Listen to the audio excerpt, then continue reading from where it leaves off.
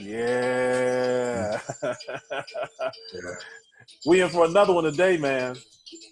Hey, you've met this brother before, Soyica White, on my other show called You Too Near Me Not to Hear Me. Well, this brother has a magnificent musical palette today. Always had this kind of taste, man. When we get together, we are always talking about music. And I'm so excited for him to be on the show today. Obviously, you are at Your Mind If I Play Something For You. And today, me and my dude, we're going to get into songs that just basically tell a story. Yeah. Wherever it goes, whatever we're going to do. And what you're listening to right now in the background is Donald Byrd's Wind Parade. Probably one of my favorite, just smooth, kind of just. Wind Parade. Exactly. Yeah. So what's up, man? What's going on, brother? Talk to me, man. How you doing before we get into this, man? Oh, good, man. Just enjoying the process, man. You know what? From our last discussion, I realized that back to that question of who we are, who I am, man, I'm discovering stuff every day almost, and that's the gift of life.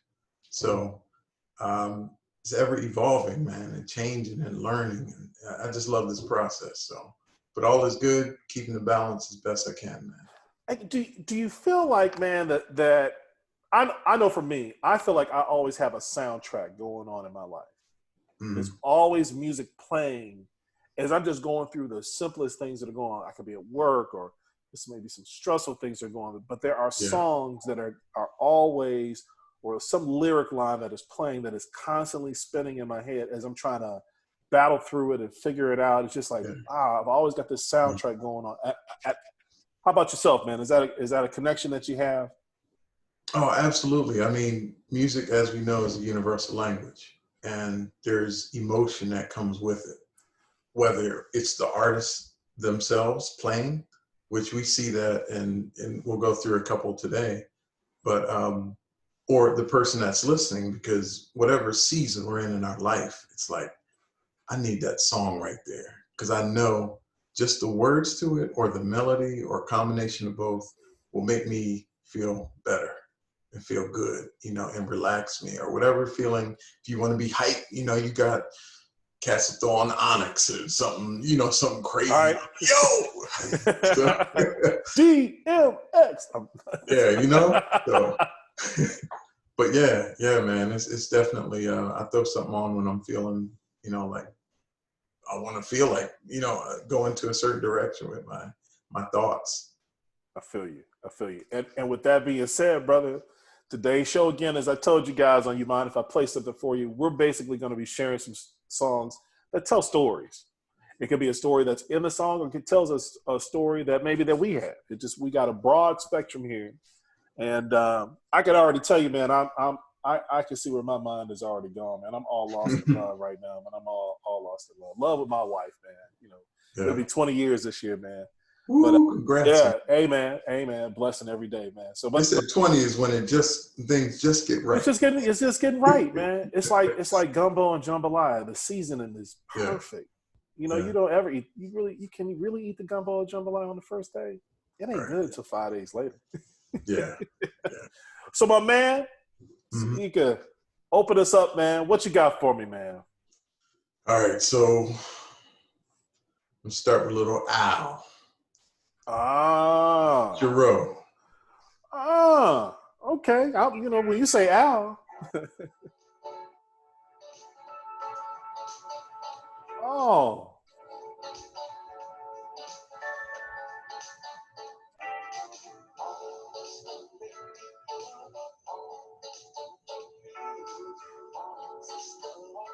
Yeah. My sister Edith loves some Al Jarreau, man. So, okay. The song is Morning. Yeah. The Al song Jarreau. the song is actually pretty deep. Okay, talk to me, brother. Just that first, was that 30 seconds? Right? Yeah. So the line he just finished, everything's fine in my mind. He's already starting. You wake up in the morning, where's your head at? You know, we wake up in the morning, we know what we got to do. We got all right. We busy, we whatever, we in an idle, whatever. But is everything fine in our mind? Now, to take this further, one thing I love about Al Jarreau is, you may know his background, but Al Jarreau is a master's level vocational rehab therapist. Did not know that. He was he got his bachelor's in psychology. He's from Milwaukee, got his bachelor's in psychology and his master's in vocational rehab, which he was a counselor, helping people with their careers in life. He was singing since he was a teenager, and he knew that was his gift, but he also had this gift of making people feel good. Okay. Through his words. So you see his studies plus his gifts, he combined them. And here we are listening to his music, and it's like, man, you are preaching. So are we fine in our mind? Are you fine in your mind? And what you just said, we start our day off and we feel a certain way. We want to hear music. Good morning. Appreciate the small things. Cheerios, the little bird, Mr. Oreo. You know, that's first 30 seconds of the song. Oh man, so that's why that one is for me. I'm inspired by his story and the words to his music and his just overall attitude. That's why I want to share that. Yeah. Okay. You hit me with that one. I think I'm gonna hit you with this one, man. Okay.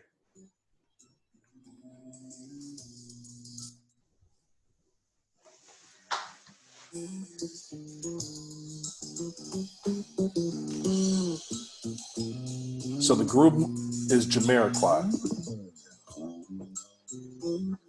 and the song is called Manifest Destiny.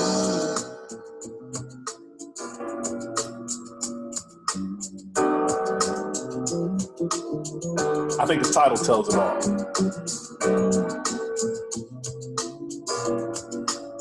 And just the way he starts off, it's like a...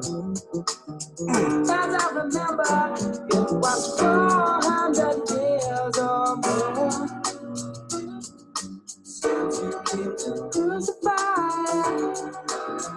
and they were taken far away from home. There were promises of paradise, but if they had been golden days, that they were best sold this way to satisfy the souls of chosen men. Man, dude. See, So why that song? So, because I love Jamiroquai. I was introduced to these guys when I was working in a boarding school, at Lake Forest Academy. I'm doing the dorm check one night,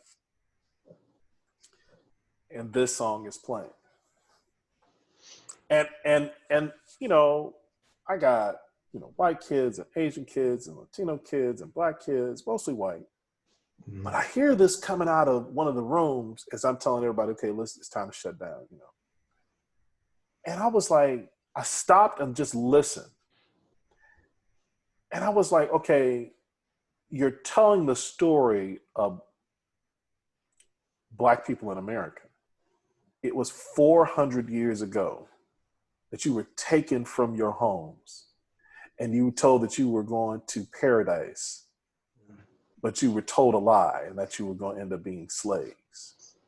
And so, and I was just like, okay, so the music alone already had me, because I was just like, and the bass line is just smooth.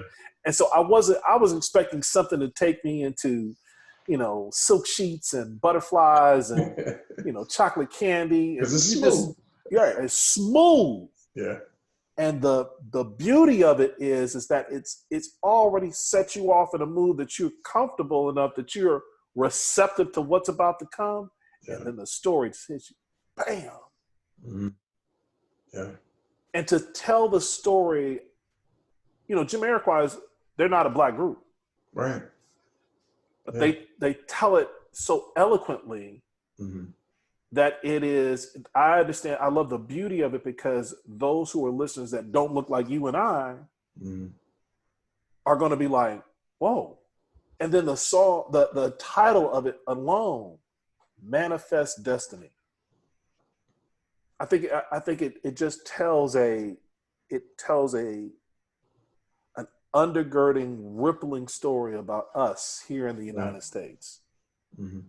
And as a former history teacher, when I got to Manifest Destiny, I had to be extremely prudent and careful about how I presented that, because the ferocity of me is going to be like, ain't this some, and just in itself, the statement, we have the God-given right to expand west upon the land. Yeah. Mm-hmm. That's just a bold statement right there. Yeah. Manifest destiny, the God-given right to expand west upon the land. That's written. Stone, right? Yeah. Yeah. So, yeah, man. That was is one of my favorite, man. That's yeah. So, Manifest Destiny, man. Yeah. What you think? Oh yeah, well, for one, like I said, Jamiroquai has always been one of my favorites. Not only is their sound, I mean, I started with him, Emergency on Planet Earth, Traveling Without Moving. I had like all his CD or the group CD, and his lyrics were always had some degree of, you can tell, very intellectual and about life. And first, like you, it was the music. Then I was like, wait, what did he say? Dude, So I had to rewind it back. I was like, say that again? Yeah. Wow. Yeah. Yeah. Oh yeah, I'm with it. Yeah. Definitely. Okay. What you got for me? Well, we came with some smooth heavy hitters, some smooth music that's telling a story. I feel you. So Al Jarreau, little Jamiroquai. All right, what you got for me, bro? All right, let's see here. Let me get through this thing. Because sometimes I don't think people catch the lyrics as much as they hear the music. Sometimes they don't hear what's being said. And then you got to really step back. I think that's why, as young people, we gravitated towards hip hop and the culture of it, because it had, no matter what it was, either it was a party record or something conscious or just something ignorant. Yeah. We were listening to what was being said. Exactly. Yeah. My mom would listen too, like, you better turn that off if I was out there, but your parents love, it was an expression. Your parents love Heavy D because Heavy D didn't curse. Yeah. All right, let me see. What you got, make bro? Sure okay. Let me make sure. It's a long song, so I'm gonna pull it in. Okay.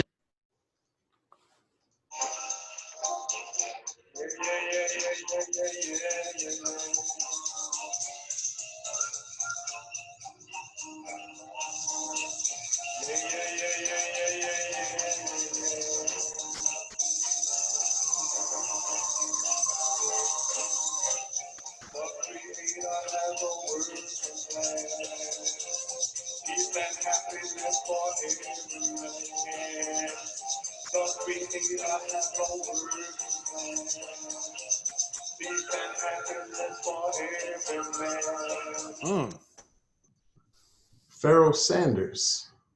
Now, dude, creator, I was going Gil Scott-Heron, but you same said era.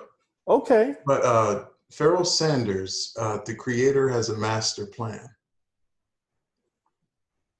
So 1969, this was written. The vocals were sung by Leon Thomas. Okay. Which he sang some other, a lot of other stuff. But Pharoah Sanders was the behind, the sound and music producer. And the words, my dad put me onto this. He used to listen to it, and I was like, sounds kind of, when I was young, I was like, sounds weird, but I like it. But then I listened to the words, and I said, wait, the creator has a master plan, peace and happiness for every man, peace and happiness through all the land. I was like, hold on. I see where he's going with this. So as a young person, I'm grooving to the beat. Yeah. But absorbing the lyrics, how did you take that and spread that out to something that was, relevant in a sense for you?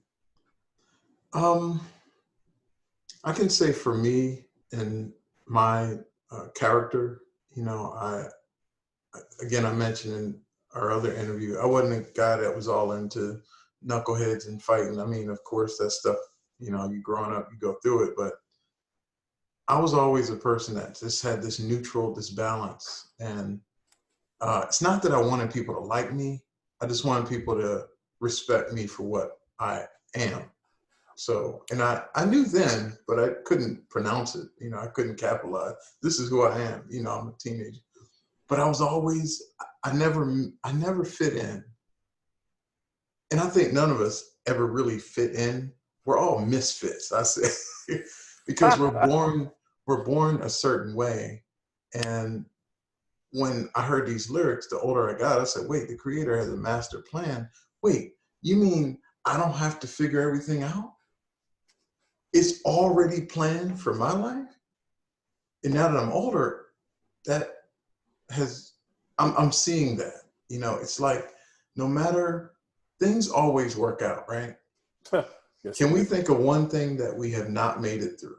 I mean, if you're living and breathing a day and standing here, even if you're listening to this right now, Yeah. it worked out. Yeah. You're here. Yeah. In fact, right now, I journal. So I decided, I think I was listening to Steve Harvey or somebody. They said, write down 300 things that you're grateful for and that you're asking God for. Wow. Man, I'm almost at 100. And I started 2 days ago, and I'm like, wow. You put it into perspective, again, with this song being the creator has a master plan. There's so many things that we're grateful for, the little things to the big things. And it really, this song really pulled me in. And just a reminder, hey, we can't always get into the how it's going to happen. The plan is already set. We just have to believe, pray, whatever you do to get your spirituality in check, and just walk the walk. So this song serves as a reminder to me, just keep walking. It's all right. It's going to be fine. Just keep walking. So, yeah. Ooh. How you feel about it? Man, bro. There a master plan? Man plans and God laughs. God laughs. I was watching movies yesterday, and I'm just sitting here watching how people were trying to plan stuff to happen, and it just wasn't going to happen. Yeah. Just and it, no matter what you did, I can't remember the name of the movie. I will share it with you afterwards. But what it was, there was this family that figured out how to. They were poor, and figured out how to get jobs in this rich person's home. Yeah. So one by one, they all got jobs. And then they got to the one point where the family left off for a vacation, and they decided to stay in the house and get drunk and have a blast. Yeah. And then they were like planning about how they could just like live there at the house. Yeah. Like permanently and just take over. And what their one plan was, all of these other things started to happen and never got to that point of what they planned. But at the end, they ended up getting the house. It's just a long way.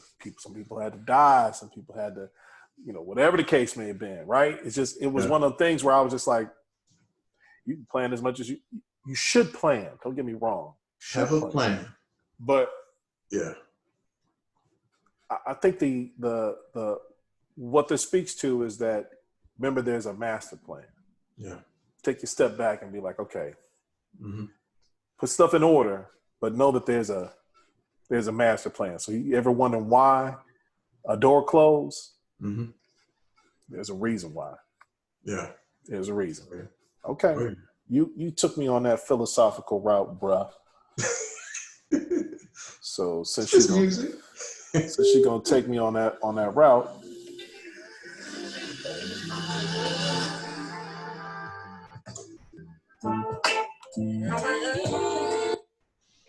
classic.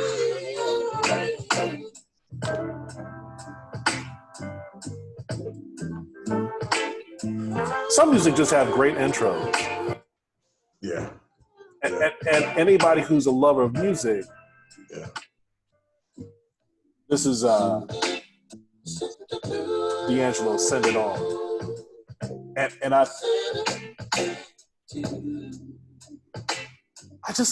like the fact of what he's saying in the song of basically just, I've got something here,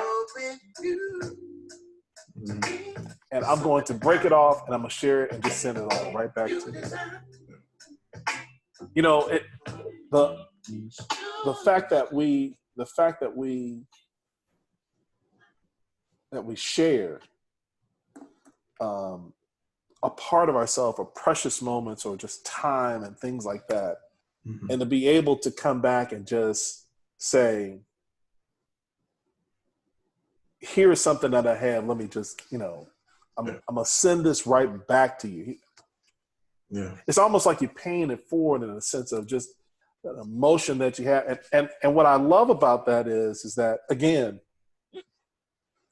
the smoothness of the sounds are beautiful, but it's the underlying message of sharing. Yeah. And I think that's the elixir and the glue that makes us who we are, is that we have this, amazing ability to just share something that has touched us. That's a story in itself, man. Yeah. So yeah, that's my joint. Send it on. Send it on. I saw your face. Yeah. You were like, Yeah. Took me right. What was that? 90s. Ooh. 96? It was in the mid 90s, right? Yeah. I think so. Yeah. Classic. I mean, just thinking about it. Send it up, send it through, send it right back to you. Yeah. Your interview to me is something that I do desire. Struggling to see a new something that I fantasize, so I'm sending. Yeah. Send it up, send it through. Something, just trying to, okay, I got this. Let me figure this, send it right back. Yeah. Yeah, man. Yeah, man. You said it. I got it. Before, like you just said, I've got this. I'm sharing it with you. I got this. Remember that toolbox full of gifts and talents? Oh, yeah. My job is to share it with you. And Dan, you're doing that right now. You, brother, that you interview with, and Steve Weatherall. Steve Weatherall, my dude from college. He said something in that interview I listened to. He said, man, you walking around with a radio back in the day. Here you are. We're talking about music, we're analyzing, and we're applying it to our life.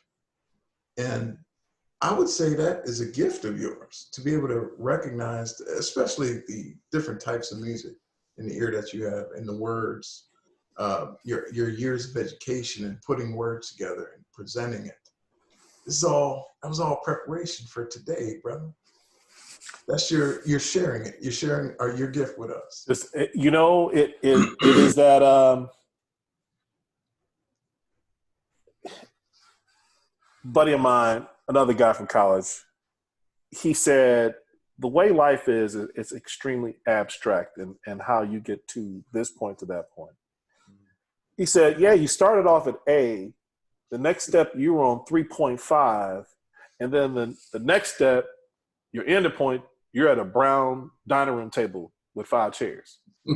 Like none of this to get here could have told you that from A to brown dining room table with 5 chairs. How in the world did you get to that? Yeah. But the thing about it is these collective shared experiences that are lumped together that get you to that point, so that because nobody could have said just make a straight beeline to that, because you wouldn't have understood it. That's too easy. Yeah.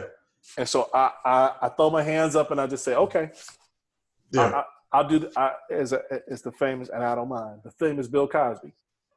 Okay, Yeah. I'm Yeah. good. All right, you got it. Creator has a master plan. That's it. The creator has a master plan. Pharaoh Like Sanders. we You got talked me on before, that, man. life is like shifts. It's the earthquake. It's the things that we learn along the way that get us like, oh man, I need to make this right turn.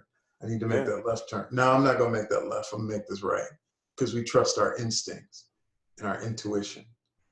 And when you follow that, that's where the most successful people, in my opinion, have trusted their instinct. In saying yes to things that I'm a little nervous, but I feel like I need to do it. Yeah, let's do it. Let's do it. Let's do it. So yeah. All right, brother. No. Well, we gotten 4 songs in. You know, in this format, we picked 7 songs, so 2 songs each, and we're four total in. So, all right. what's your third song for me, brother? What you got? You coming with the heavy hitters?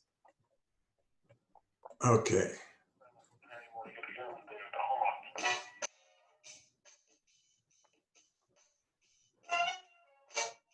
Oh.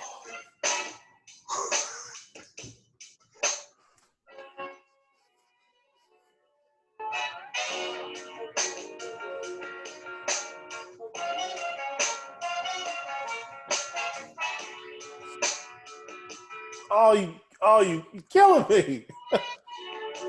See, I don't wanna come on confident. I traveled many roads, but not quite as smooth as them. 'Cause you are picturesque like the morning sun. Close, I think I can touch you, yet the distance is a wall. You reckon? Wow. Show me the way to your heart. Oh. Man, that combo, Raphael Sadiq and EWF. This song, and just the other night I played it for my wife, and I don't know if I ever told her, but I said this song, 2005 is when it came out. That was just 1 year prior to us leaving our comforts of the East Coast and just exploring life together. And this song almost brought tears to my eyes because the lyrics made me think of my wife and the direction that life was going for us. And I said, it's time to stretch and go. The album's name is Illumination. I'm like, okay. So this is about love for me and love for my wife, especially my family as well. But just those Maurice White's voice, Raphael Sadiq's guitar just brought it out, man. I was like, this is a classic. And I don't know how many people jumped on it, this album, but this album was loaded. But this song really hit home for me in terms of my wife, my marriage, and commitment, you know. So it just, yeah, it's my jam. Yeah, man, you trying to hurt me, bro. You trying to hurt me. You really trying to hurt me. Nah, man. And the funny thing about it is, I can't sing. So true. Raphael Sadiq alone, just thinking about him and the stuff that he did with Tony and how talented those guys are, and just their stuff is standards. And then you add just, I think, what a group, a band is supposed to be.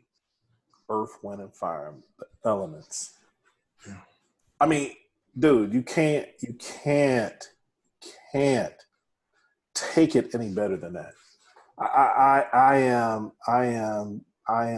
yeah, man. I didn't even see that one coming, bro. I did not even see that coming. I did not see that coming. Yeah. I did not see that coming. And so I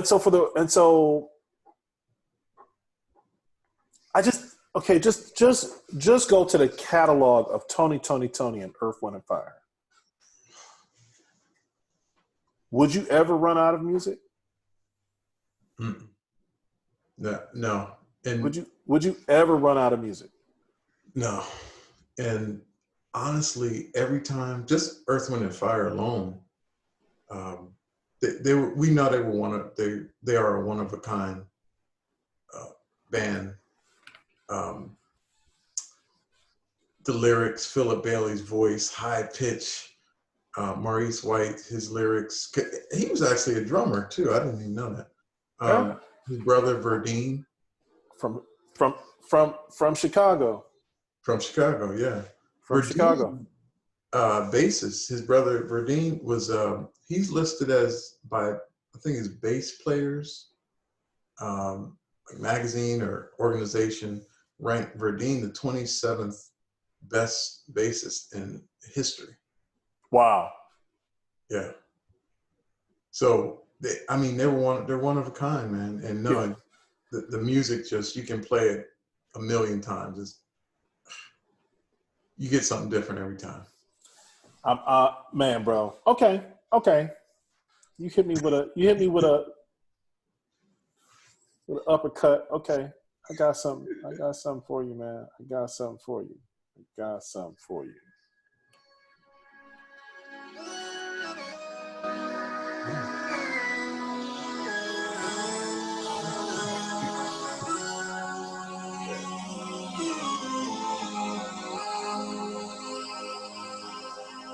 You know you got to be bad if your name is music.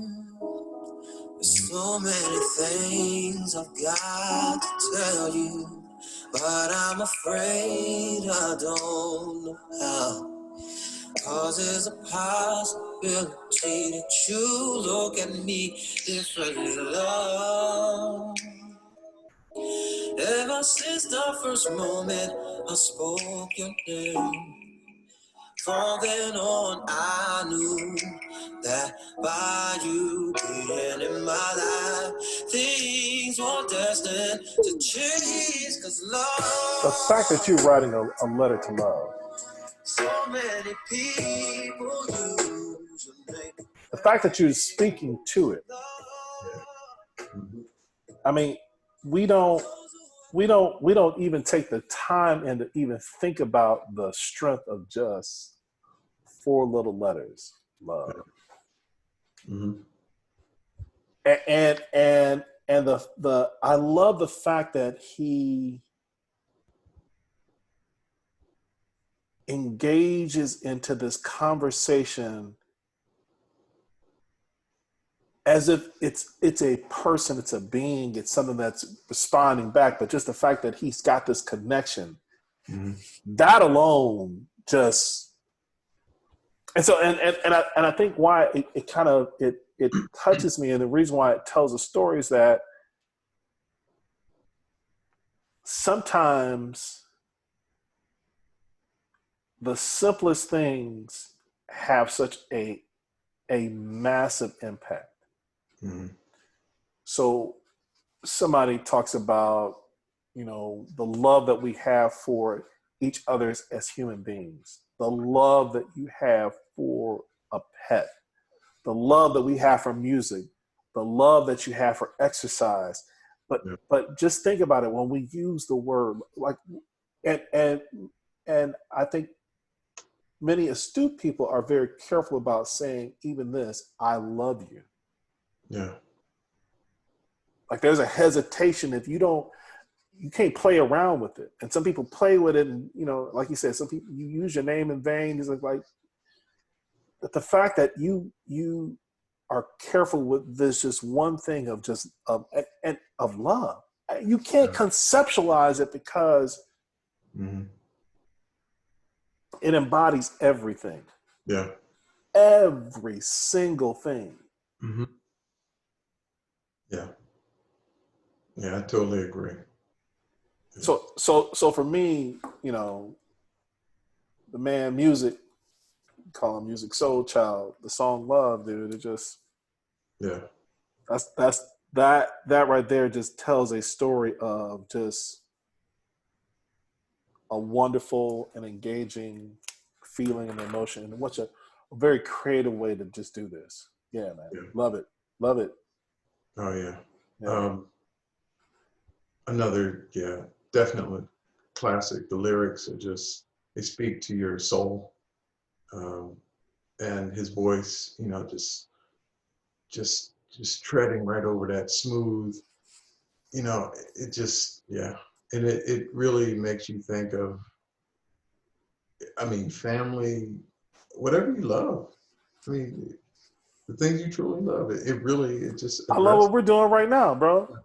Yeah. This is straight love, man. Straight Yeah, love, man. Straight love. exactly. Yeah.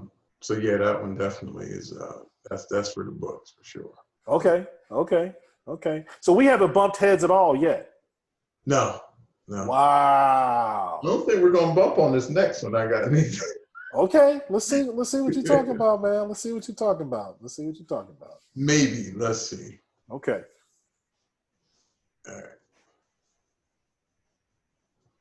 Give me a second here. All right. Got it. Because I had to, as we were sitting here talking, I had to go back and make an edit and grab something that I thought about and forgot about, and I was like, dang it, I gotta have that in there. So I was like, all right. Okay, you ready for this one? This is 1985. Good year. And not the Tiger. It's a good year.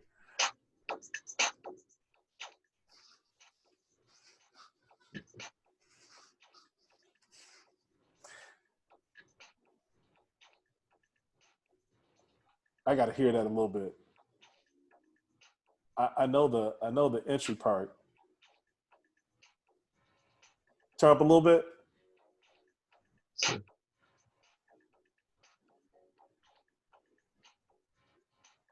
Slow. There we go.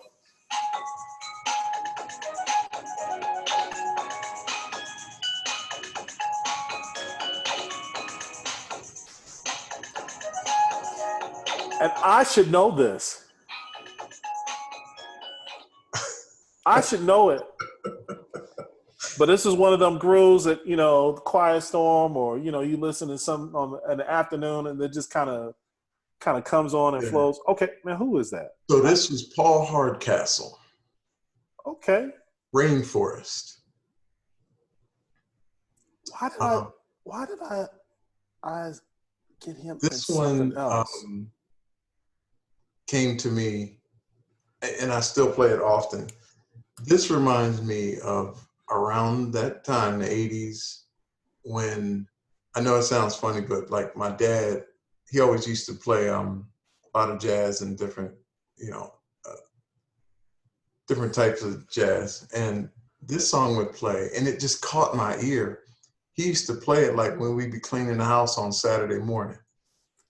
It's a get you up. This sound system. That was the one thing in our house. We had this sound system, and he would, you know, he'd put this stuff on, and or I would put it on my little radio in my room, and it just caught my eye, and it takes me back to those days in the 80s where I was just like growing. I was this young kid, and it just reminds me, really, like I said, of just my dad, and just everything about him. Just people always love my dad. You know, he's almost 67 now.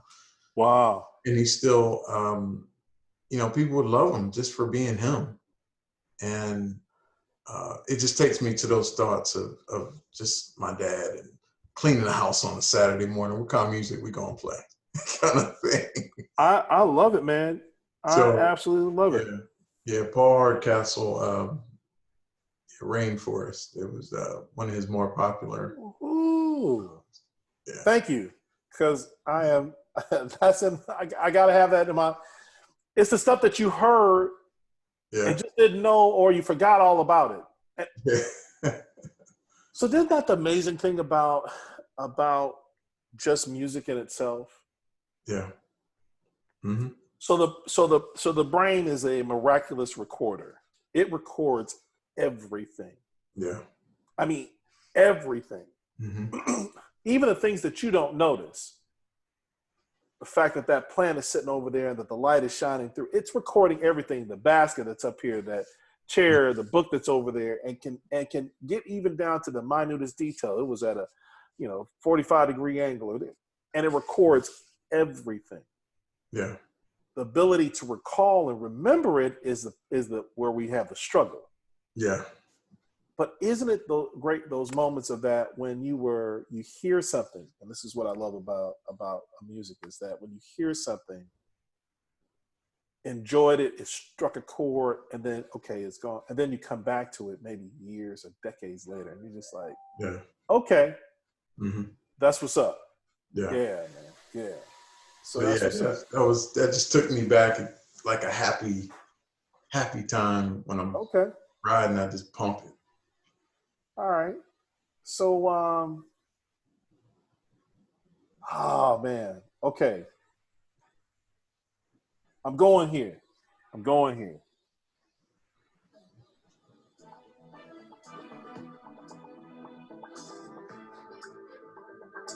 This is a Saturday morning groove for me. Oh yeah.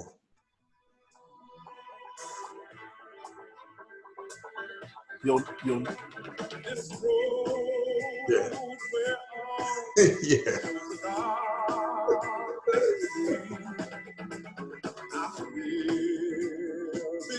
This is LTD. Oh yeah. Love to the World. Love that song. Right.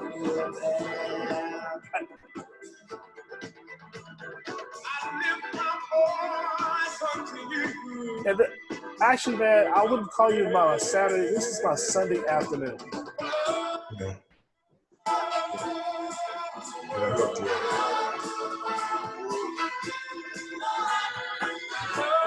Yeah. That right there. yeah. Love to the World, man. Yeah. And so,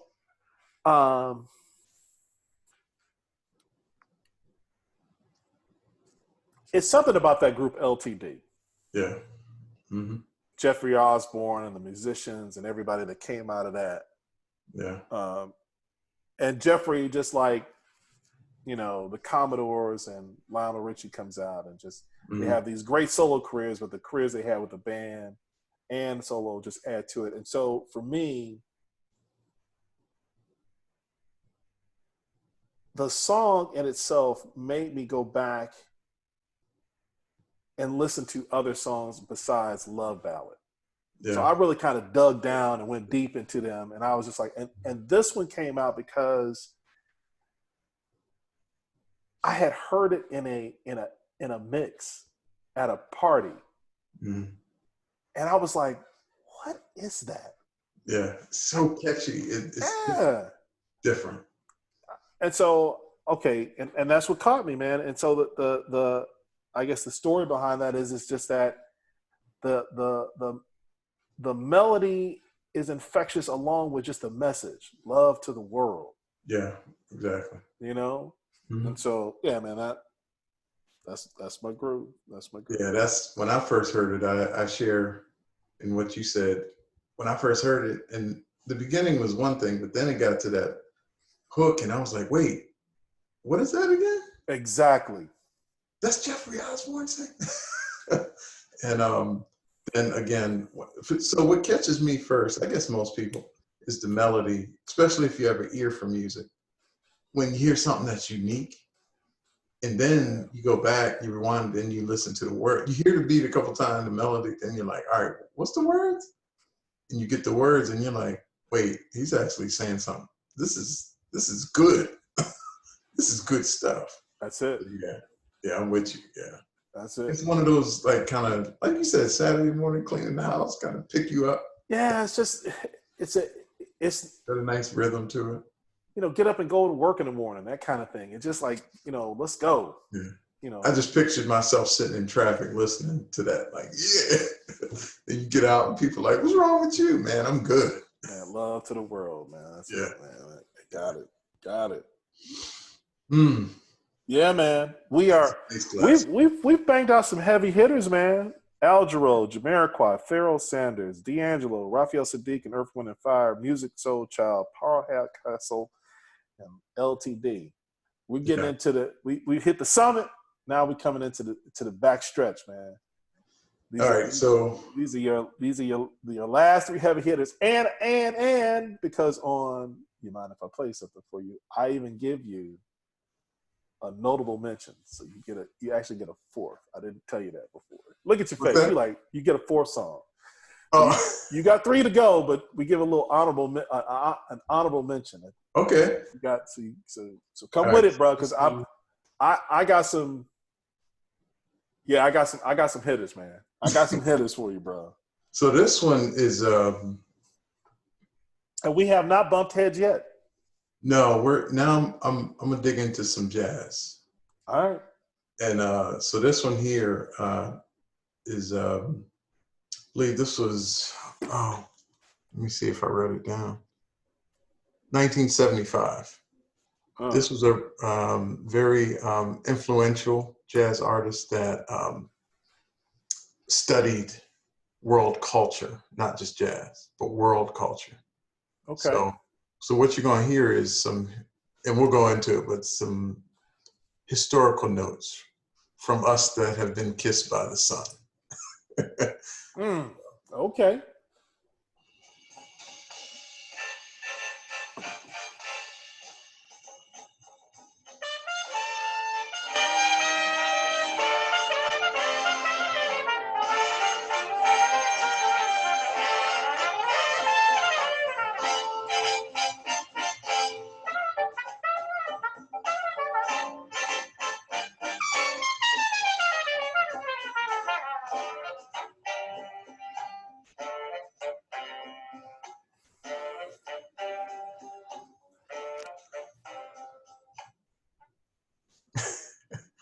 Okay, bro.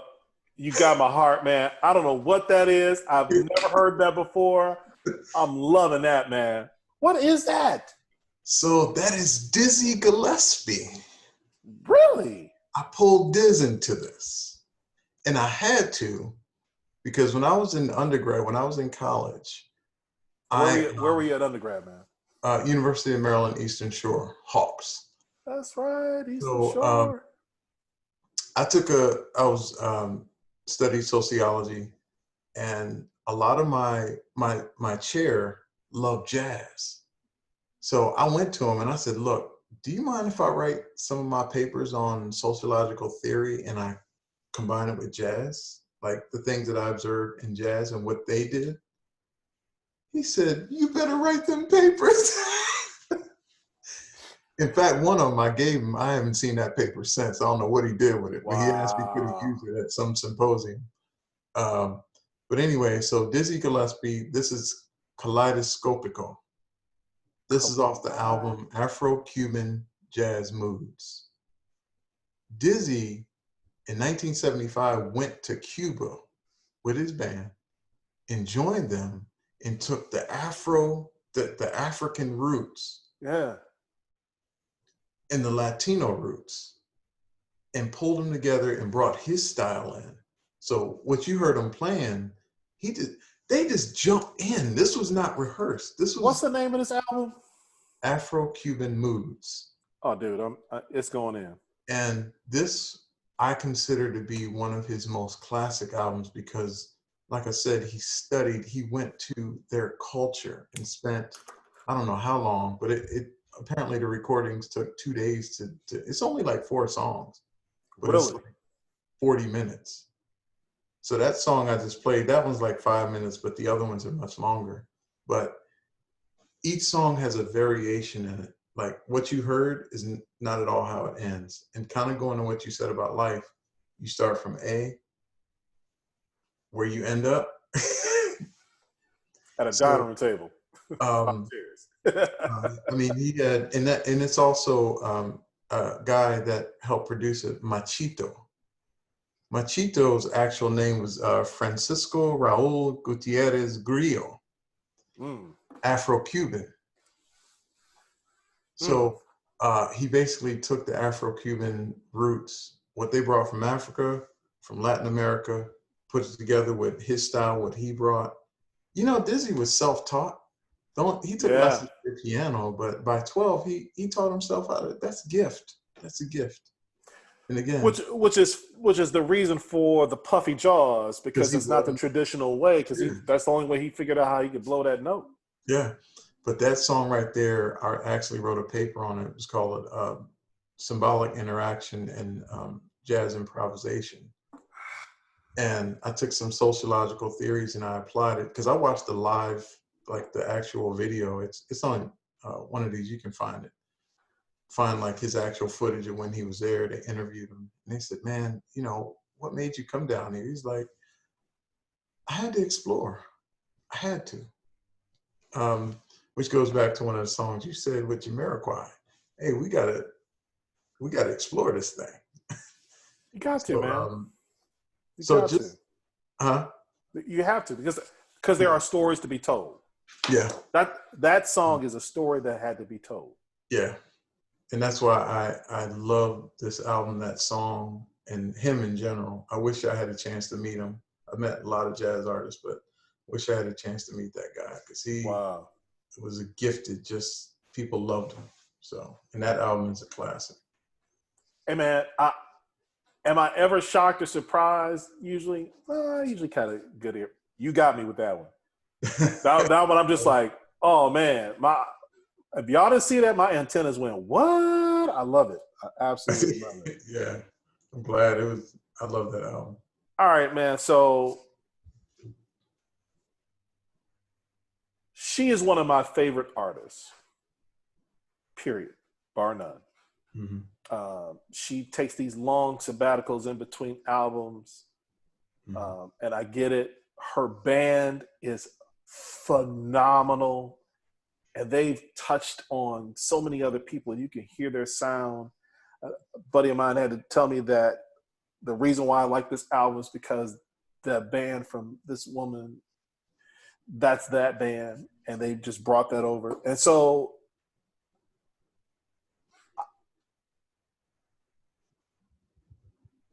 I love the fact that she tells this song of friendship. And then the friendship has gone because she's gone. And so I love the story that it tells.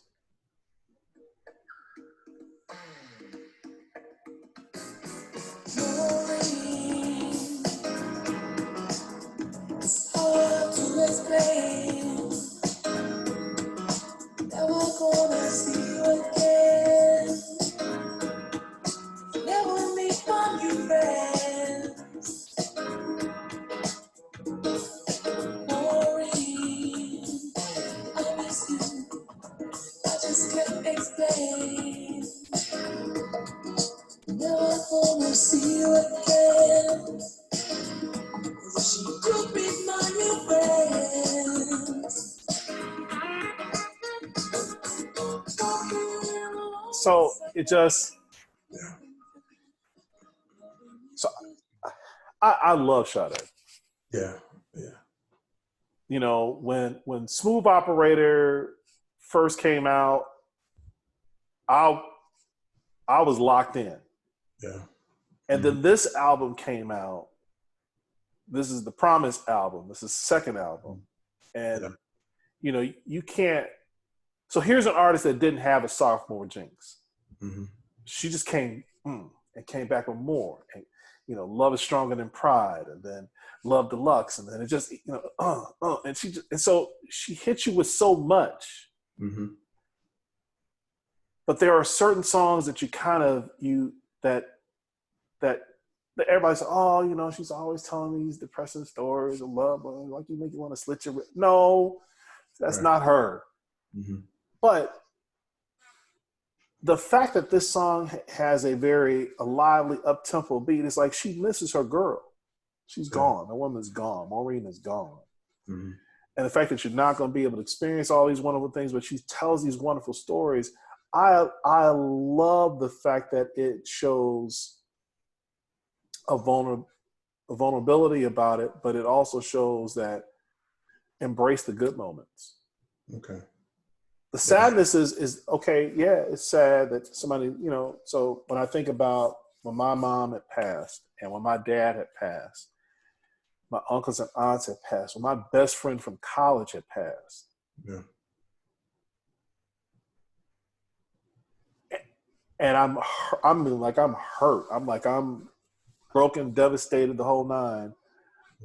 There are some songs that I've been able to kind of listen to that, just kind of deal with me in that mood. But this one always kind of brings me back to what is really the essence of what was happening in those experiences. They were positive. They were great. You enjoyed it.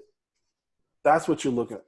And no, they're not going to be able to experience the new things that are happening, but the memories of what you do have are invaluable.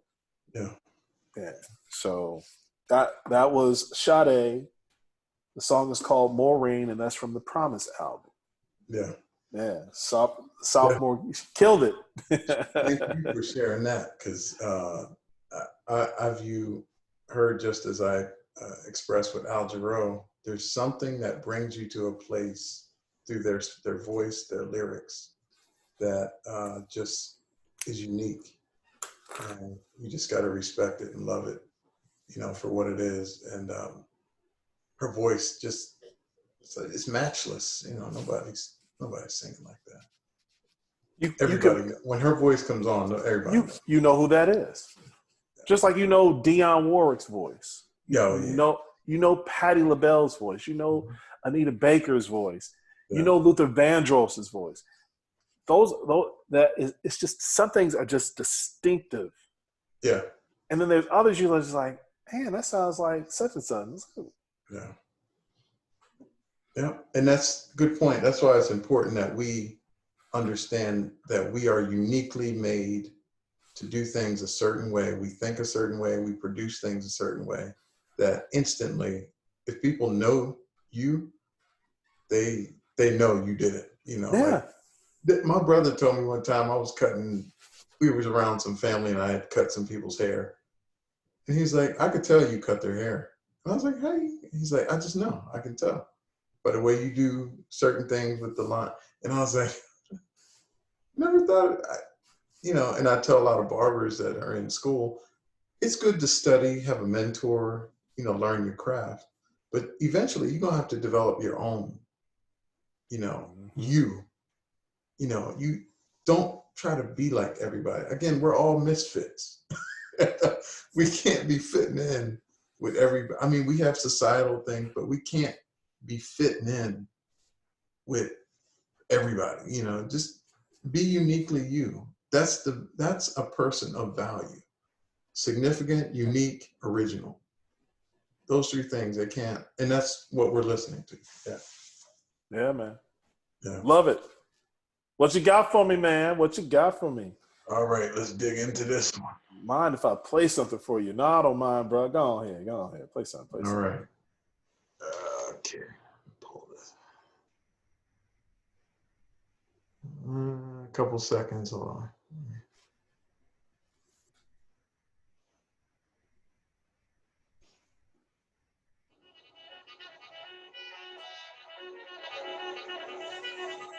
Uh-oh.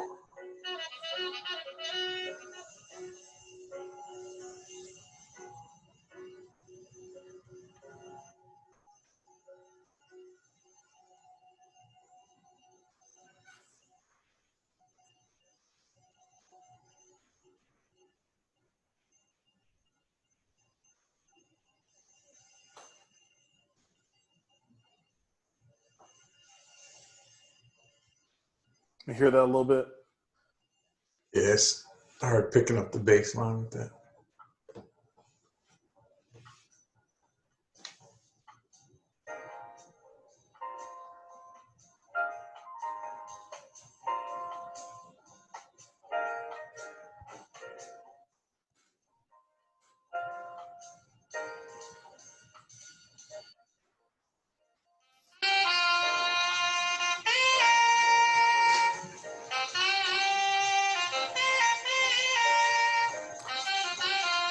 I should know who this is. I should know who this is. Because the signature sound of that saxophone is either one or two people. You know who it is. That's John. I was going to say, I had to be Coltrane, man. That's John Coltrane. It had to be Coltrane, man, because yeah, it's something about his tone. yeah. Mm-hmm.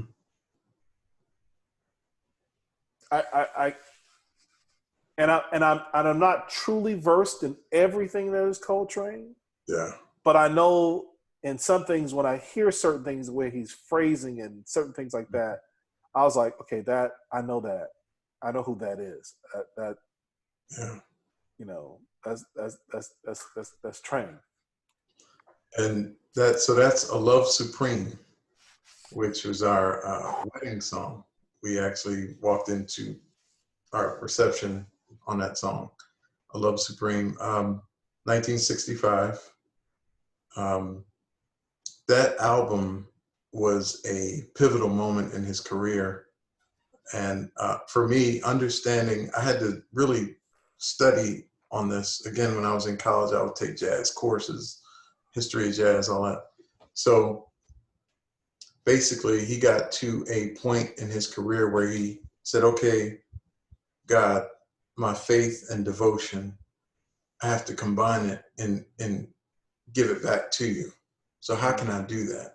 So in his documentary, I think it was on one of his documentaries, he talked about how he wrote. Yeah, Train. Yeah, exactly. How he got to a point and he just had to come to peace and be alone. And a lot of people, we fight being alone, but he had to be alone to have that connection and that devotion to God. And I think it was like he went up for 2 weeks, went up to the attic of his house. He only came down for food. Yeah. Wash up.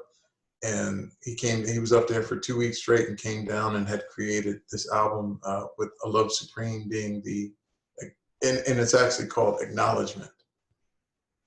Hey, I'm acknowledging you. You gave me this. And, these guys died young, man. He wasn't. 40? 40, yeah. So, I mean, to come to that point in your life, not knowing when you're going to go, but you're at that point in your life where you're acknowledging, hey, you gave me these things. I'm here for a purpose. These are the things I have to do. They came to peace with their mission on earth and acknowledged that and said, okay, this is what I have to do. This is how I'm sharing it with the world. And he was another one. He traveled the whole globe, and some of his music people didn't like because he went to like India and he was getting deep with it. And people were like, well, that's not and he's like, y'all don't understand. This is my mission. It's not for you to understand. And I'm not playing for you. This is my gift. This is what I do. And that's a reminder again to us. Sometimes we chase position without understanding our mission.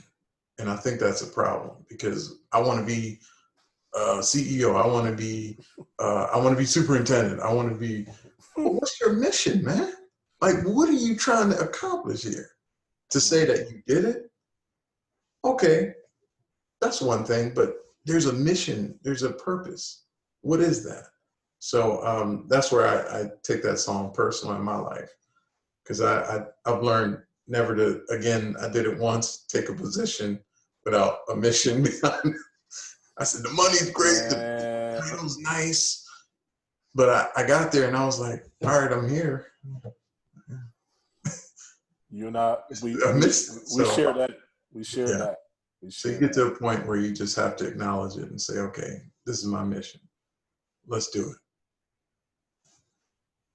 Love Supreme. You ready for me, bro? What you got, man?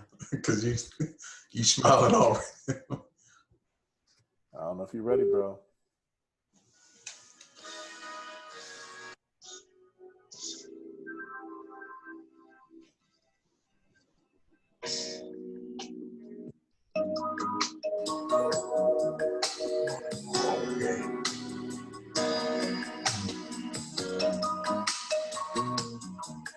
album was recorded live, one take. I didn't know that. The entire album was recorded live once. I've always told you I give anything. Yes. My baby, you've been my best night Ooh, only. just chills, man. There's nothing like the joy you bring. Yeah, man, that is Anita Baker from the album Compositions. The song is called Whatever It Takes. Yeah. And the reason why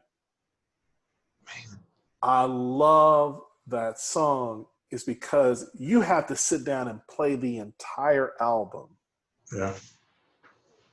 to understand what it took for those musicians and for her and for hopefully I'm not embellishing the fact that it's one take, but it was all recorded live in studio. They're all there together. It's not like this part was done, this part. No, they're all right here. Yeah. And what I love about it is that you could feel in her telling the story of, it doesn't matter what we've been through. It doesn't matter what obstacles we come through, the highs, the lows. Her whole thing is whatever it takes. Yeah. That is perseverance and relentlessness and in a relationship. Yeah. Mm-hmm. Some people say, well, how do you make a marriage last for so long? Man, I feel like everything should have had and emblazoned on you, whatever it takes, by any means necessary. Really? That's what it is. Yeah. Because even though love is supposed to be the glue that holds you together, hey man, you keep bucking up against it, it's going to shake it a little bit. You got to keep coming back and refortifying it and pack it back in and the whole nine, and have an understand that it has to be expandable. It's like rubber. It's got to stretch back out and then it's got to contract back again. It's like, somebody asked me about, oh, you always got all these potholes and stuff in Chicago on the roads and stuff like that. I said, well, you got to understand that it's 4 seasons. Yeah. The temperatures change. They go from the extreme cold to the extreme hot. And so that asphalt's got to expand and contract. Yeah. And it's unique. And deal with salt and, heavy rains and and that I see it as being something that is the relationship between two people. You got to be like that asphalt. Flexible. You got to just adapt. And she is that person that just basically came back with it and just simply said, whatever it takes. Yeah. That tells the story. And I'm still with Anita Baker trying to figure out who told her she wasn't going to make it. Oh, dude. That's another story. So the whole thing of the first album that she does, and it doesn't get any critical acclaim, which is the Songstress album, which has the timeless classic of Angel, which to this day is probably my all-time favorite. Yeah. And for her to come back some couple of years later and do Rapture, which became her commercial success, it tells a story about her perseverance. Yeah. That album sat on the shelf, Songstress, and, just some really, keen DJs and radio folks and, people who were playing knew about that song. That song was a Quiet Storm classic. But people were just like, she could have been just like anybody else. Yeah. But then for her to come back and just say, okay, I'm going to hit this with this, and then have the commercial success of Rapture, Yeah, yeah. And then this album hits the shelf again, and it just went boom, Yeah. took off. Mm-hmm. And you're right. Who in the world told her that? But you know what? There are always going to people that be in your life and that are going to tell you something or shut the door or say you can't be here or let you go or what. Yeah. But there are people like yourself, man, who always are encouraging in that quiet, still voice to just say, "But you got this. Yeah. Keep it moving. Come on, you got this. Just keep forging forward." Wow. I think that's what again, this beautiful thing that we have been blessed with about music, man, is just that encourager. That's why I say that there are soundtracks that are playing constantly for me, and I think for a lot of folks. Yeah. The fact that radios are sold in cars. Now, don't get me wrong, some cars don't need radios. Mm-hmm. The engine sounds so beautiful, but the reason Yeah. why it sounds so beautiful is that it has a musical note, Mm-hmm. and there are only 7 notes. Yeah. Exactly. Yeah. The mastery of all of these individuals that have taken 7 notes Yeah. and created this tapestry from all kinds of things. So, Yeah. Amazing. Yeah. I go crazy with that, man. Yeah. Hey man, hey, it looks like if I'm looking at this correctly, this is 12 songs, so that's 6 songs apiece. This is your 7th song. Even though you're gonna get an honorable mention. What is your 7th song, my brother? What is your 7th song? Okay. Let me. This Sure. is the crescendo. This is the you didn't even see this coming. I got one. I got one. All right. And I've been waiting to play this one. So I want to hear what you got for me because I know you come and do the Love Supreme. Love Yeah. That. Love Supreme. I could honestly see you coming, with your wedding and playing that song. That makes sense to me. That makes sense to me. All right. So give me a second. Let me. No worries, man, no worries.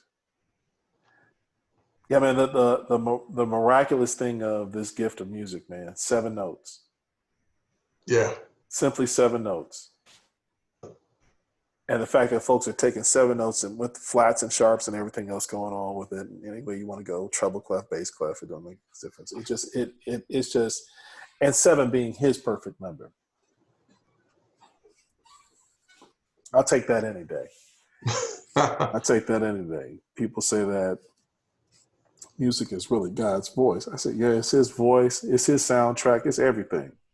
Yeah. And no matter what you play, even if it's something that you ain't got no business listening to, but hey, it's here. You have creativity, you have free will. Yes. It's what you do with it. In this one, give me a second. I'm trying to pull up because it's on a separate. Yeah, no worries, man, no worries.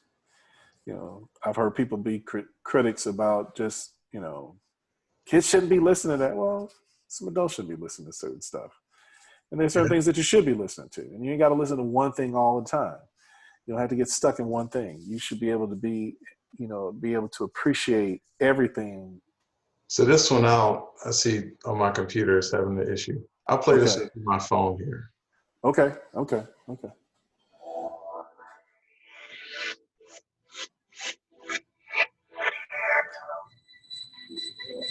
Can you hear it?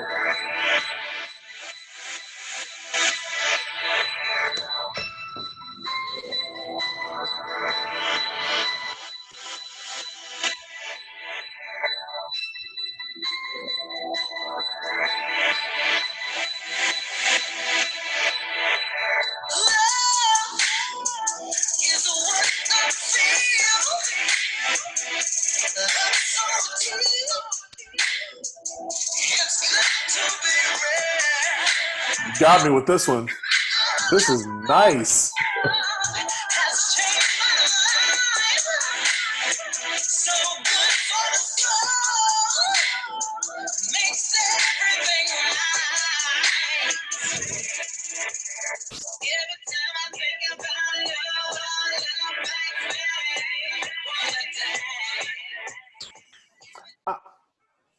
okay, I hear the voice. I should know the voice. Maybe. So Not a veteran singer. this is Karen Domino White. This is my mom. Dude. My mom has been a singer for 50 years. So she just made this song a few years ago. Bro, I need that in my life. What's the name of the song? Love. Wow. Um, Dude, nothing else that I ever play from here on out is ever gonna make a difference. For the rest of this show, I can't touch that. So That's your mom. that's my mom. And I think I mentioned it before. My grandfather is Fats Domino, which is her father. So she got the gift of singing from him. She's been singing. Why am I even? This is your show. I'm done. I'm done. Just let me take my water. Whatever, man. No, I had to play that because that's mom. You know, I had to save the best for last. Ooh. I watched her sing. Man, I've been to so many concerts and shows and met so many singers, and I mean, she's. You know who I thought it was? Who? I thought it was Shaka Khan. Okay. I put that on everything. I thought that was Shaka Khan. If she heard you say that, she would cry. Because guess who her favorite singer was? Shaka Khan. Amen. She grew up on Shaka Khan. And I grew up naturally on Shaka Khan. who is and I didn't go to high school with her, but she's a Kenwood alumni from Chicago. Yeah. Yeah. My sister got a chance to sing backup for her. Oh man. When she was traveling with Rufus and featuring Shaka Khan. Yeah. So when they did, this is before, so Chicago has always been famous for the Taste of Chicago. But before the Taste of Chicago, there was this thing called Chicago Fest. And Chicago Fest back in the 70s was held at Navy Pier. It's not the Navy Pier it is today, which is all beautiful and everything. It really was just like, it was the back of a barge kind of long, thing. And they put a concert stage, and Rufus Shaka Khan sang on there, and she had a little leather outfit on. And, it's like, I don't know if it was rags to riches or what it was, but my sister got a chance to sing backup for her. Man, that's amazing opportunity, because Shaka Khan's voice, again, a voice that as soon as the first note, you know who it is. That's why I was like, I should know who this is. I should know who this is. So my mom took basically self-taught vocalist. She never took classes. And so she would just listen to Shaka Khan, and she'll change it up sometimes too. Like in that, she sounds more like you said, like Shaka Khan would sound. It's just threads. It's just like certain things I could hear, but I wouldn't call it fully, because it was strictly her unique. I could just hear just little elements of it. I was just like, and that's why I was sitting there going like, who is that? Yeah. And then I pulled back. Then I was thinking, okay, well maybe that's a really strong Natalie Cole. Oh, right. Okay. Yeah, I can see that. Yeah. Like when Natalie is standing and 2 feet down and she just letting it, you know. And Natalie's another. And my sister got a chance to sing with her. Opportunities, man. Opportunities. Yeah. Yeah. Family, bro. You killing me on that. Yeah. Am I gonna find that on iTunes? Please. I hope so. I don't know. I'll ask her like where it can be found, because Karen Domino White. Yeah, and she has a few other albums that were more gospel based. If you Google it, but yeah. I can't even compare, bro. I can't even come. You got something in there. I can't. And so I'm now in my list. Okay, okay, okay, okay, okay. I'm going here.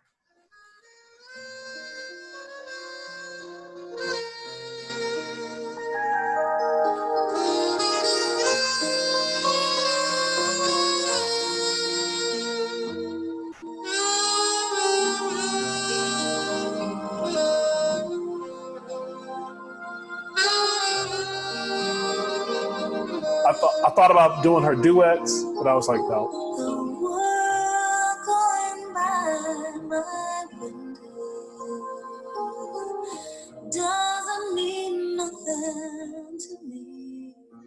Why do I feel the way I do? Why am I still so lost in you? I wonder, watching you sleep each morning. You know who it is?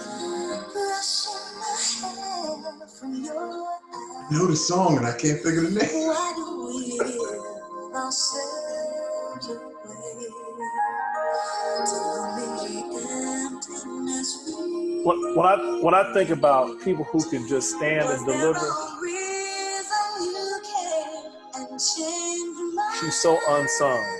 I have to just show the pic because she's absolutely gorgeous. Oh, yeah, yeah. Okay. I didn't know that song. Her beautiful voice. Yeah, man. I had a couple. Shantae Moore, as if we never met. Yeah. That's my. I had a hard time with that. Yeah. I still have my one song to go. This is Yeah. my extra bonus, but Yeah. I tell you the reason why I like Shantae Moore. Mm-hmm. One, because I believe in the voice as an instrument. Right. And she definitely has a way of using her voice as an instrument, the timbre in it, the strength in it, the breathiness, the light, pillowy touch, the just and then among anything else, Yeah. I like the song as if to say it befuddles me, and herein lies it. The world going by my window doesn't mean nothing to me. Why do I feel the way that I do? Why am I still so lost in you? I wonder. Watching you sleep each morning, brushing the hair from your eyes. Why do we give ourselves away till only emptiness remains? Was there a reason you came and changed my life? Because it won't change back. I'm trying to forget, but I can't act as if we've never met. Yeah. Yeah, I always was. Yeah. Yeah. Just that alone, somebody comes into your life and just, and there's something about the way that the brain, when you meet someone new that means so much to you, your brain can take something as the simplest handshake in a meeting and it can just take it off to the stars. And and that's in friendship, and that's in brotherhood and sisterhood. But if it's something that has to deal with the heart and it's amorous and it's love, man, that the only way that I can relate that to is that I've made a tape with this back in college. Yeah. And the song that I follow this up with is Rocket Love. because it's just the piano and it's a little sax and then you hear Yeah. So oh my goodness, this song. I'm trying to remember which album that was. Oh, for Rocket Love? No, for song you just played. Oh, because I had. It's on her Precious album. Okay. All right. Yeah, I can find it. Yeah. I don't happen to have the year on it, but it's only 1 minute and 46 seconds. Okay. Oh, it's just okay. It's not even I wouldn't even call it an interlude. It's a song. Yeah, I'm like, that's not an interlude. It stands on its own. And the strength of it is that she tells of somebody coming into your life and then for you to come back and say as if we never met. Really, you just gonna come in and come out like that? Yeah. And so that's why Rocket Love is the immediate follow behind that, because the lyric of that is, you took me riding in a rocket and made me stop a half a mile from heaven. You dropped me back down to this cold, cold world. I love the pairing of that, and it tells this story of how can you be so crass to come into my life and then go and just bounce the heck out? Like you just took it like whatever. Yeah. And it is part of life. It is. It's like it could be a job. It could be just whatever. Yeah. So to come in and go and to act as if we never met. That's like a car that you was driving and somebody just came and took it, repossessed it, and as if you never had that connection to it. Yeah. Yeah. That makes me wonder too, as human beings, to understand our life. It almost feels like we have to experience certain pains and certain struggles. Again, I don't know anybody that's truly successful that hadn't experienced, no matter who you are, rich or broke, that didn't become successful without struggle and without pain. And because the easy part is when everything's going right. Hey, that's like okay. First four letters in the word testimony. Yeah. Straight up. Yeah. Just saying. Test. How are you going to be able to tell me how you made it over and what adversity have you been through? Yeah.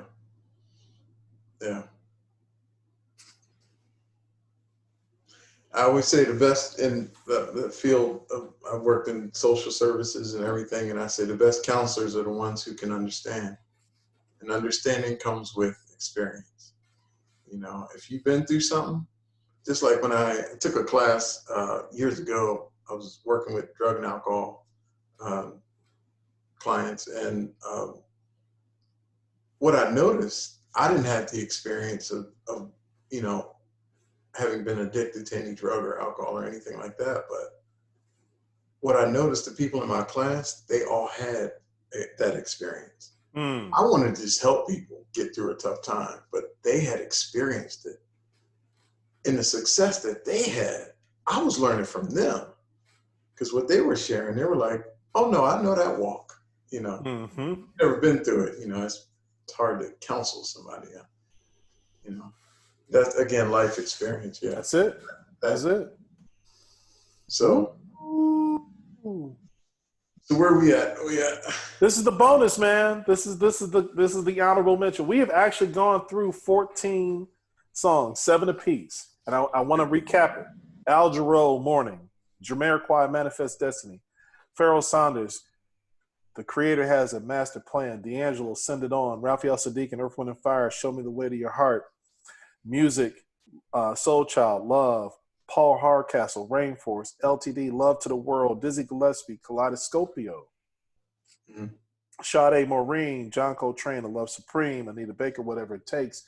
Karen, Domino, White, Love, and Shantae Moore, As If We Never Met.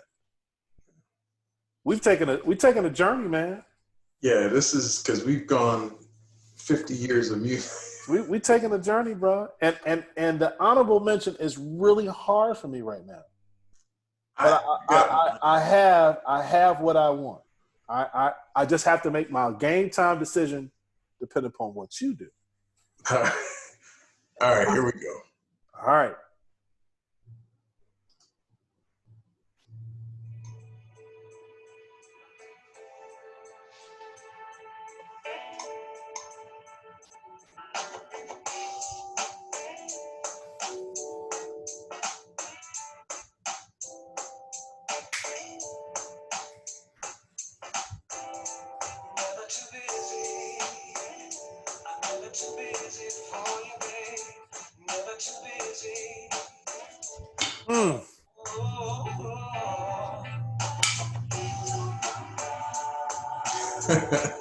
Okay.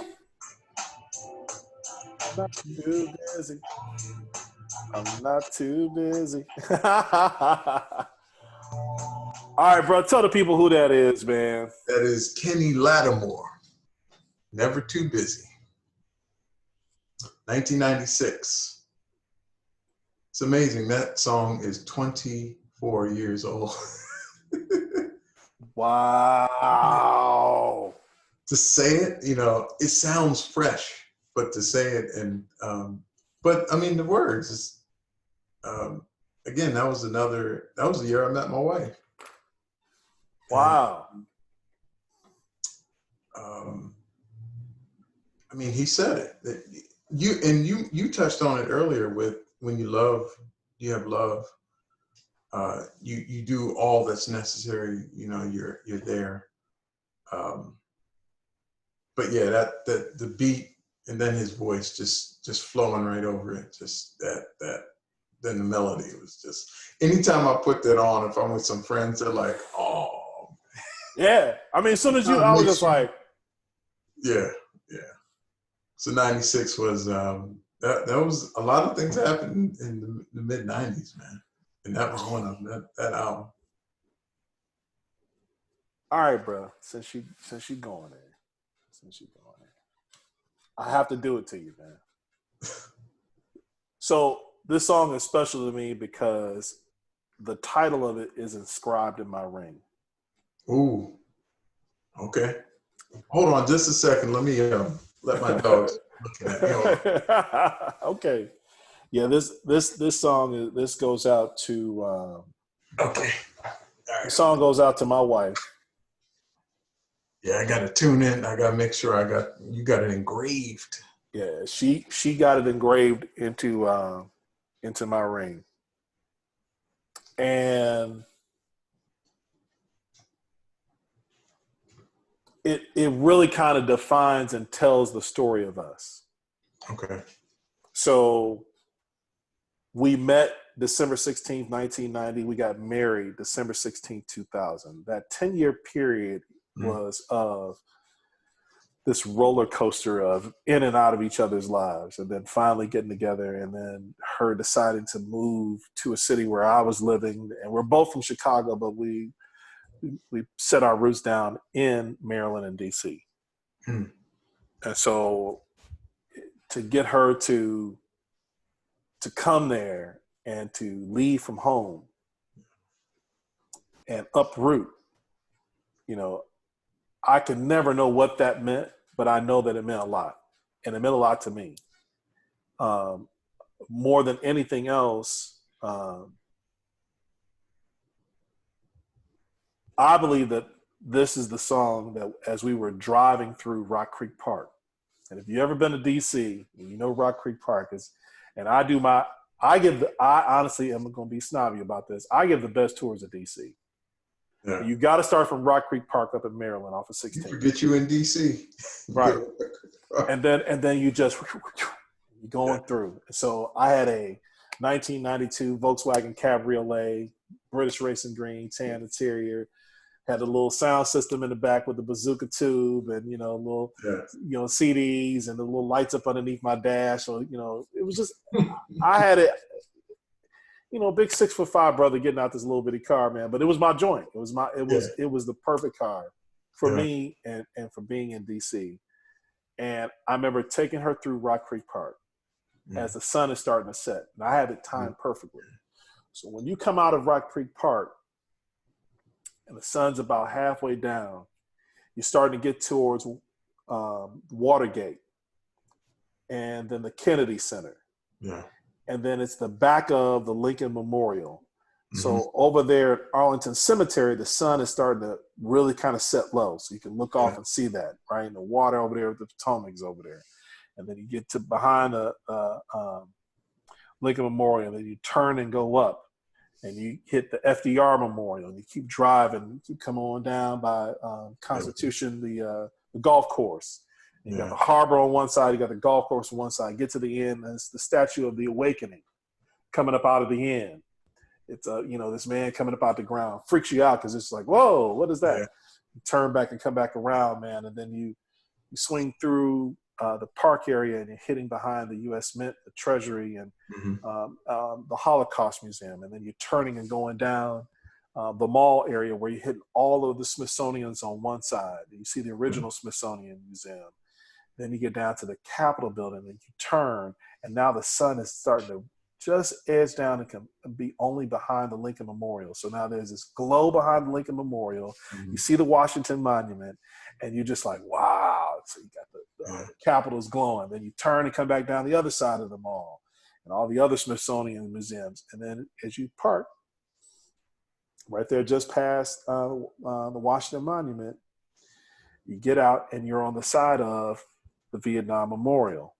Come back around, reflecting pool. You see the Washington Monument standing straight up with all the flags up, and you got the Korean. And then you walk in front, and now it's perfect because now the sun has pretty much almost all set, but it's still this glow. You sit down at the steps of the Lincoln Memorial, and you face back out. And now the Washington Monument is just standing there fully glowing. And the shadow of it is on the Capitol building. And you sit there for a moment and you see the reflecting pool and you're just like, yeah, that's what's up. Yeah. Then you get up and you walk over to the tidal basin where the Jefferson Memorial is. And then you sit at the steps of the Jefferson Memorial as he's looking out towards the White House. Bruh. God, I miss DC, man.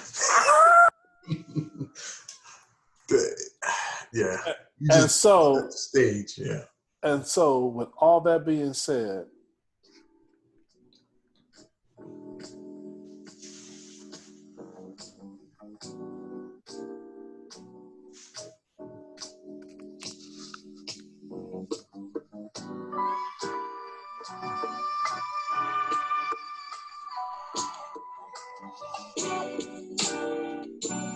oh, yeah. Oh, that.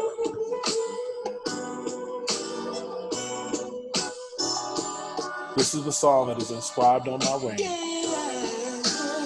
This is the song that I had on repeat. Oh, man. Now, did I know at the time this was going to be our song? I had no clue. But I just love it because it is the statement of us.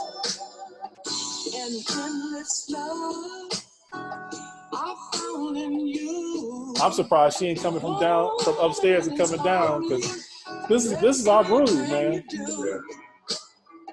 To join together, to give from within, to share another. I have not heard that song. Intimate friends. Yeah. That right there. That's my honorable mention. That is Intimate Friends, Eddie Kendrick. So I told that story because we had been in and out of each other's life during that time period. And it never was any hardship. It was more along the line of just missed opportunity. Right. And if it really wasn't for my boy, Alan Brazil, shout out to my boy, we've been friends since way back. Mm-hmm. His wife is my wife's best friend. And so the best friends have now gotten together. Okay. And so, but that was our song. Yeah. That was our song. And Oh, that didn't become our song until she moved to DC somewhere in, I think it was 98. So I think that trip was 97 or something like that, but it was 98, 97. Yeah.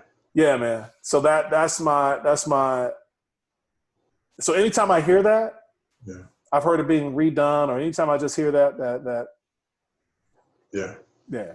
And so every time I take the ring off, I get a glimpse in, I look at it, and you can't really see it on camera on there like that, but it's in there. It's in there. That's nice, man. Man, you got me right. You put me right in DC too. Yeah. And so don't get me wrong. I love Arizona. I've tried to find every place that we have moved to. I've tried to find a road that we can enjoy. So in Chicago, it's Lakeshore Drive. Right. Mm-hmm. If it's DC, obviously it's Rock Creek or we'll go up to Skyline Drive, LA Pacific Coast Highway, man. Right. It don't get no better than that, bro. Mm-hmm. You know, going up into the Cascade Mountains in Washington. Yeah. Atlanta, just, you know, honestly, just take it around 285 one time, man. Just take it around 285 one time. Green and Hill. It's something about it. So every place that we've lived or been to, when I lived in the Bay Area, and just come out the mountains and Danville, come down into Oakland and seeing, you know, Berkeley and looking into San Francisco, and then get into San Francisco and hit all the bridges. Yeah. The bridges alone, man. Just Yeah. Bay Bridge, the San Mateo, the Golden is nice, but this is my other bridges. Like, some people don't even know about the San Mateo, and it makes this 45-degree turn and keeps on connecting in the middle of the water. Beautiful area. Yeah. Yeah. You know, and so for me, it's always been about taking the drive and the roads and the places that you've been to, because we can sit someplace nice and be on the beach and all that kind of stuff. In Hawaii, the road to Hana. Oh, yeah. I didn't know until we took that trip, the road to Hana. The road to Hana, bro. Scare my wife absolutely nuts, because we're in a convertible Mustang. And the tires are screeching. I'm driving. I'm whipping this car. And you can't take enough pictures to really capture a lot of these places that I've been that you said, the depth of it, you know. That road to Hana, man. Oh. Out here, Tonto National Forest, to take you up to Canyon Lake. Yeah. Yeah. You know, there's just some breathtaking drives, man, just to get you out. You know. Yeah, Apache Trail. I think that's another one out here. That have you driven that? I've driven that up to Roosevelt. Yeah. Lake? Yeah. I don't know how deep the lake is. We were just talking about that, man. But you know, again, in this whole thing, we're going to share this list out with you guys. Me and Soyica can get lost in the music in the moments, man. But I'm glad y'all took this ride with us today. Yeah. I have to say, man, every song that we put up today, man, told a story. It told a story. Yeah. From Al Jarreau Morning to Eddie Kendrick's Intimate Friends, man, just the stuff in between, Parhad Castle, Rainforest. Your mom, dude. Your mom. Oh, my God. That was a surprise story. Ooh, I didn't even see it. I was like, oh, wow. Just so, yeah, man. Yeah, man. So, again, man, you have not let me down here in this episode again. If you mind if I play something for you, my man Soyica White. It's my pleasure, man. This we touch into how we feel through the universal language of music, and that's the fun thing about life. We're still growing, we're still evolving, and we're at different points in our life. We're still coming into ourselves, so it's a process, and everybody doesn't like process, but just like you said with Anita Baker, they made the whole album one take. I don't know how many hours it was in there, but that's amazing. That's a process, and it came out beautiful. And again, Creator has a master plan. We can't worry about the how and especially these times, we're in uncertainty, and music, yeah. That's the healer, man. That's it. You said it right, man. You said it right. Yeah. Hey, man. Thank you, Mr. Soyica White. I appreciate you, brother. What you hear playing in the background is one of my favorite artists, man. His name is Sting. Came from this little group called The Police. Oh, yeah. This comes off of one of his Bring On the Night album, the double album concert. And this song is I Burn For You. and it's live, and the recording of it is lovely. And we have to finish with this one because you all need to just go find this one. The drum solo from Omar Hakim, just get the YouTube video, check it out, is phenomenal. Yeah. And on that note, hey, see you again one more time again on Mind If I Play Something For You. Take it easy. Thank you.